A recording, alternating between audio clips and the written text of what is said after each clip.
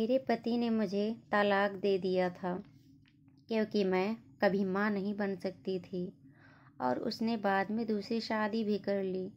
1 साल बाद उसके घर बेटे का जन्म हुआ और उसने मुझे उसके बेटे के पहले जन्मदिन पर बुलाया ताकि वो सब देखकर मुझे बुरा लगे। उसका प्लान मुझे अच्छे से पता था, इसलिए पार्टी के लिए जाते समय मेरे पास एक लिफाफा था। वो मैं अपने साथ ले गई। जब मैं पार्टी में पहुंची तो उसने मुझे देखा और मेरे पास आकर कहने लगा कि देखो, तुम्हें तलाक देने का मेरा फैसला एकदम योग्य था। आज मैं एक बच्चे का बाप बन गया हूँ। उसकी बात सुनकर मुझे हंसी आई और मैं उसे वो लिफाफा उसके हाथ में देते हुए कहने लगी कि इसे ध्यान से देखो। जैसे ही उसने वो लिफाफा देखा, उसके तो मानो होश ही उड़ गए हों, मानो आसमान ही गिर गया हो उसके ऊपर। मेरा नाम साक्षी है। आज मेरे नंद के बेटे के जन्मदिन के उपलक्ष्य में घर पर पूजा रखवाई गई थी और मैंने पूजा के लिए आए हुए सामान को हाथ लगा दिया था। बस फिर क्या था, मेरी सास ने वो देख लिया। और जोर जोर से मुझ पर चिल्लाने लगी कि तूने उस सामान को हाथ लगाया ही क्यों? तुझे इतनी छोटी सी बात समझ नहीं आती कि प्राची के बेटे के जन्मदिन के पूजा का सामान है और इसे तुझे जैसी बांझ औरत ने हाथ लगाया तो अपशगुन हो गया ना? या कहीं ऐसा तो नहीं कि तुझे अपनी नंद का सुख देखा नहीं जा रहा है? इतना सुनते ही मेरी आंखों से आंसुओं की धार बहने लगी। फिर भी अपनी भावनाओं को दबाते हुए मैंने कहा, माँ जी, इससे आगे मुझसे कुछ कहा ही नहीं गया। उतने में मेरी नंद प्राची, जो मेरी नंद कम और सहेली ज़्यादा थी, मुझे ताना मारते हुए कहने लगी कि भाभी, तुमसे ऐसी उम्मीद नहीं थी। शायद मेरा माँ बनना तुमसे देखा नहीं जा रहा है। इतना अपमान सहन करने के बाद मैं उदास चेहरे के साथ अपने पति की तरफ देखने लगी। मेरे पति मुझे बहुत प्यार करते थे। वैसे भी हमारी लव मैरिज हुई थी। मुझे लगा कि वो मेरी तरफ से कुछ तो कहेंगे, पर वे उल्टा मुझे ही सुनाने लगे कि तुम तो प्राची को अपनी बहन की तरह मानती हो ना, फिर तुम ऐसे कैसे कर सकती हो? उनका ऐसा कहना, तोड़कर बोलना, ये सुनकर तो मैं अंदर से पूरी तरह टूट गई थी। क्योंकि कोई भी स्त्री सास और नंद की बातें सहन कर सकती है, पर अगर उसका अपना पति, जिसे उसने अपना सब कुछ माना हो, जिसके साथ 7 जन्म रहने की कसम खाई हो, अगर वो ऐसा कुछ कहे तो फिर वो स्त्री क्या कर पाएगी? मैं रोते रोते जाकर किचन में काम करने लग गई। बांझ होने के कारण पूजा साहित्य में हाथ तक नहीं लगा सकती, लेकिन एक बहू होने के नाते घर के सभी कामों की जिम्मेदारी मुझ पर ही थी। मैं सोचने लगी कि अगर मैं माँ नहीं बन सकती तो इसमें मेरा क्या दोष है?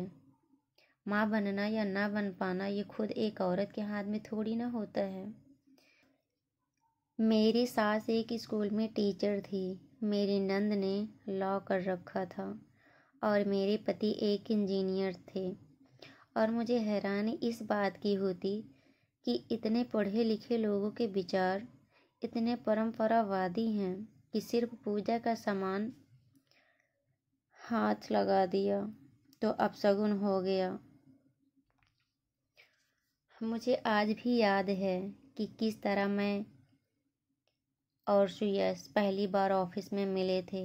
मुझे ऑफिस ज्वाइन किए कुछ ही दिन हुए थे। एक दिन मैं ऑफिस में प्रेजेंटेशन दे रही थी और बॉस के साथ वहाँ बैठे सभी लोगों ने मेरी प्रेजेंटेशन की काफ़ी तारीफ़ की। सुयश ने भी की। वो मेरी प्रेजेंटेशन से काफ़ी प्रभावित हुआ था। एक ही ऑफिस में एक साथ काम करते हम दोनों कब एक दूसरे के प्यार में पड़ गए, ये हमें भी पता नहीं चला।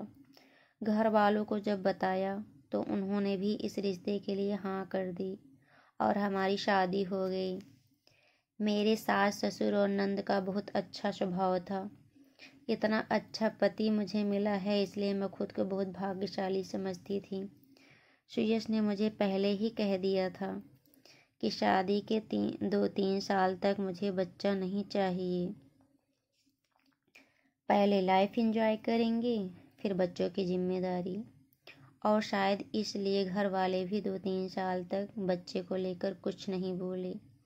लेकिन शादी को 5 साल हो गए होते ही घर के लोग ताने मारने लगे। घर के सदस्य और रिश्तेदार मेरे पीठ पीछे मुझे बांझ कहने लगे। मुझे बच्चा नहीं हो रहा था, इसलिए सुयश भी मुझे पहले कुछ नहीं बोला, पर अब वो भी मुझसे ठीक से बात तक नहीं करता था। वो मुझसे सिर्फ काम होने तक ही बात करता था। ऐसा लगता ही नहीं था कि हम दोनों पति पत्नी हैं और एक ही घर में रहते हैं। पर मैं अपना दुख बताऊं तो किसे बताऊं और कौन मुझे समझेगा। आज हमारी शादी को 8 साल हो गए हैं। मैं सोचने लगी कि आज सुयश अपनी चुप्पी तोड़कर मुझे विश जरूर करेगा।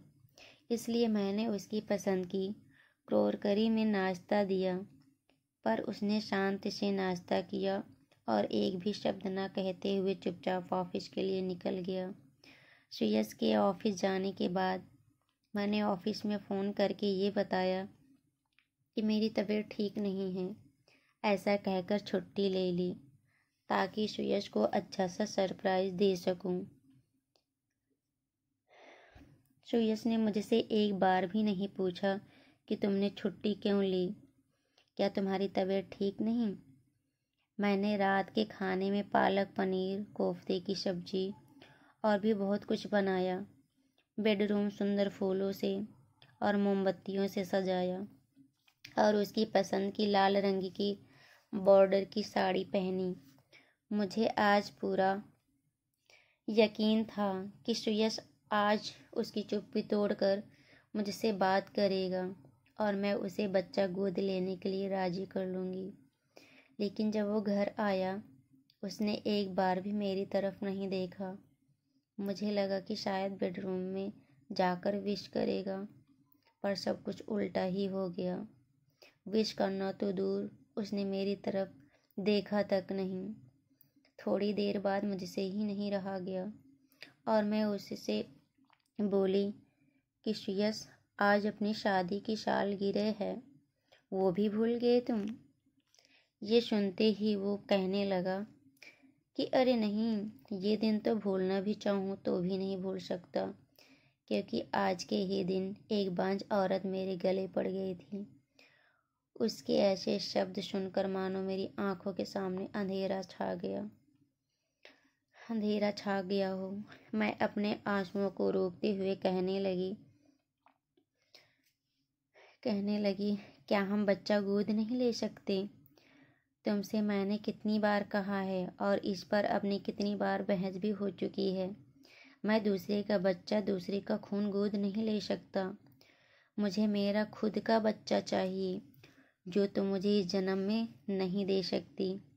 और हाँ, आज अपनी शादी की सालगिरह है, तो मैं तुम्हारे लिए एक अलग ही गिफ्ट लेकर आया हूँ।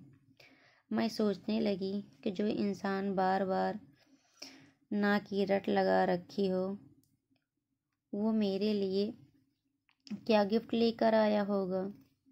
सुयश ने मुझे एक लिफाफा दिया। मैं भी बहुत उत्सुकता से उसे खोलने लगी।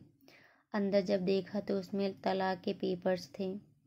उन कागजात को देखकर मुझे विश्वास ही नहीं हो रहा था कि जो इंसान मेरी इतनी तारीफ करता था, इतना प्यार करता था, हर तरह के समय में मेरा साथ दिया, आज वो एक बच्चे के लिए मुझे तलाक दे देगा। ऐसा लग रहा था मानो आसमान ही टूट पड़ा हो मुझ पर। लग रहा था जोर जोर से रोऊं, पर फिर भी अपने आप को संभालते हुए तुरंत ही तलाक के पेपर्स पर साइन कर दिए, क्योंकि जब उसके मन में मेरे लिए प्यार ही नहीं, तो ऐसे इंसान के साथ रहने में क्या फ़ायदा।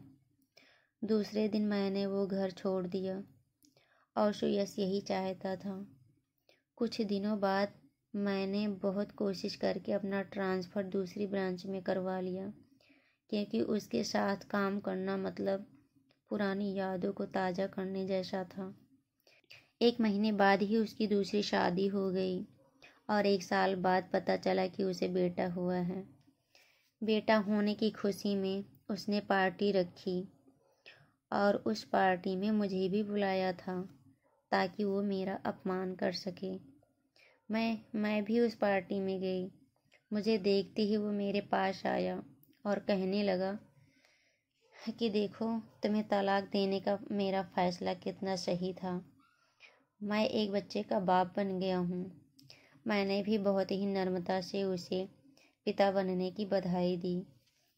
बाद में मैंने अपने साथ एक जो लिफाफा लाया था उसे देते हुए कहा, मेरी तरफ से एक सरप्राइज़ गिफ्ट। सरप्राइज़ गिफ्ट का नाम सुनकर वो थोड़ा हैरान हो गया, क्योंकि शादी की सालगिरह के दिन उसने भी मुझे एक सरप्राइज़ गिफ्ट दिया था, तलाक के पेपर्स। अब ये मुझे कौन सा गिफ्ट दे रही है, ये सोचते हुए उसने वो लिफाफा खोला और सामने जो देखा उसे देखकर उसके पैरों तले ज़मीन खिसक गई। दिसंबर की कड़कड़ाती हुई ठंड में वो पूरा पसीने से भीग गया था, क्योंकि उस लिफाफा के अंदर उसकी मेडिकल रिपोर्ट थी और उसमें साफ साफ लिखा था कि वो कभी बाप नहीं बन सकता। वो अपनी स्त्री की तरफ देखने लगा और उसकी झुकी हुई नज़र ने सब कुछ एकदम साफ शीशे की तरह साफ कर दिया था। मैंने उससे कहा कि अब तुम्हें तय करना है कि तुम्हें दूसरे का बच्चा, दूसरे का खून गोद लेना है या नहीं। या कहकर मैं वहाँ से चली गई। दूसरे दिन वो और उसकी माँ मेरे घर आई। दोनों को कुछ समझ नहीं आ रहा था कि क्या कहा जाए। फिर वो कहने लगा कि वो मेडिकल रिपोर्ट, मैंने उसे बताया कि तुम्हें याद है हम दोनों ने मेडिकल चेकअप करवाया था और किसी काम की वजह से तुम रिपोर्ट लाने नहीं जा पाए। फिर मैं अकेले ही गई थी। इस पर सुयश कहने लगा कि हाँ, और फिर घर आने के बाद तुमने कहा कि कमी तुम में है। फिर तुम झूठ क्यों बोली? क्यों इतने दिनों तक सभी के ताने सुने? क्या ज़रूरत थी तुम्हें झूठ बोलने की? मैंने कहा क्योंकि मैं तुमसे प्यार करती थी।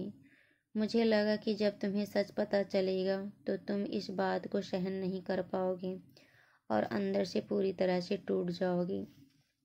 मैं तुम्हें ऐसी हालत में नहीं देख सकती थी।